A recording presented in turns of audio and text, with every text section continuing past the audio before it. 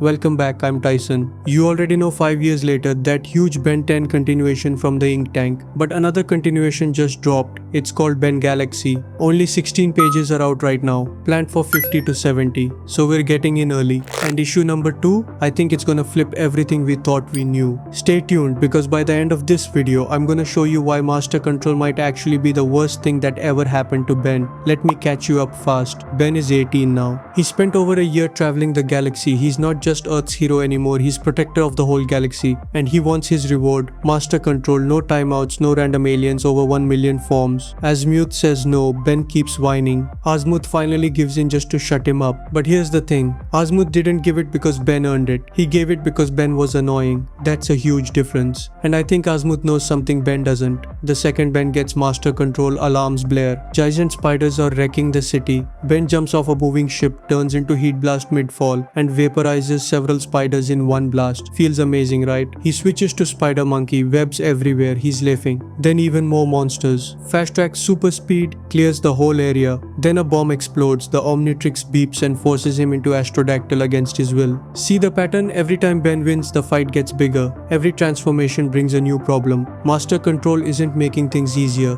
it's making things faster and harder. Now here's where it gets weird. Astrodactyl flies toward the chaos, smoke rising from a damaged building, and Rook's already there looking completely unsurprised. He says Ben's late, which feels pretty accurate. Ben asks where's Animo, and Rook points to a wrecked fairground, smoke everywhere, buildings damaged, people gone. Apparently this all happened during Ben's birthday celebration, not exactly the party he wanted. Rook explains Animo built another mutagenic bomb, but this version's different. Usually Animo's inventions change human DNA, but this time the bomb targets alien DNA. So anybody carrying alien biology could be affected, including many of Ben's forms, including aliens living on Earth, possibly entire species. Suddenly this isn't just another Animo attack, the stakes are much bigger. Kevin and Gwen are evacuating civilians below, monsters flooding the streets, and somewhere in all this chaos, Animo's still moving forward with his plan. Ben listens, then jokes about it because sometimes that's easier than worrying. But Rook points out at least Ben got what he wanted today, Master Control. And Ben admits his birthday's been terrible. Honestly, fair enough. Still, Ben seems more excited than worried. He has unlimited aliens now. Nothing should stop him. But Rook reminds him not to underestimate Animo. The villains upgraded his tech again. And whenever someone says that, it's usually bad news. Ben takes off and starts complaining. How does Animo keep escaping? How does he always get new equipment? How does this keep happening? Then Rook drops an interesting detail. The materials may have come from VV, Argost. And if that's true, somebody's helping Animo, somebody with resources and connections. Ben blames Argost, but Rook reminds him Ben isn't exactly perfect at keeping villains under control either. That comment lands hard. Rook prepares one of his new weapons. Orange energy slicing through the battlefield, moving like a whip, then a blade, then something completely different, fast and precise. Monsters get knocked back, creatures scatter, civilians escape, and for a few moments Rook completely controls the fight.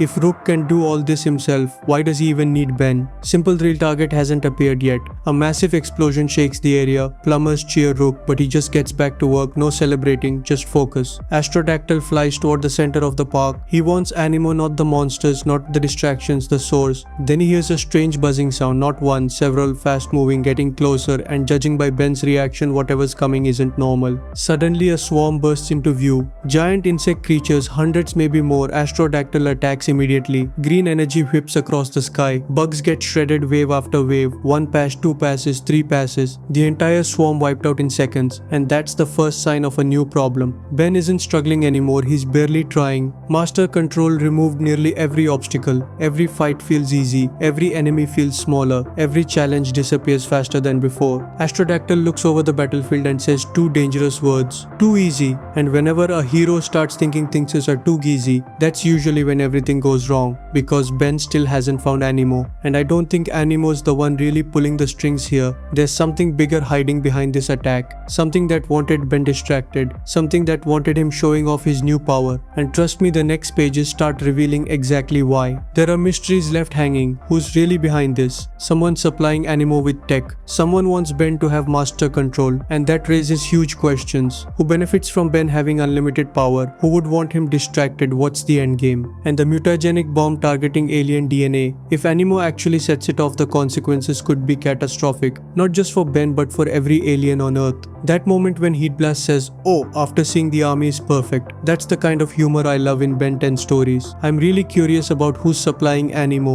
Could it be Arghost or someone else entirely? Let me know your theories in the comments. If you want to see what happens next, I'll cover the next chapter. Make sure you're subscribed so you don't miss it. And huge shout out to the creators of this fan comic. I'll drop links in the description if you want to support their work. That's it for today. Thanks for hanging out. Stay curious and I'll see you in the next one. Peace.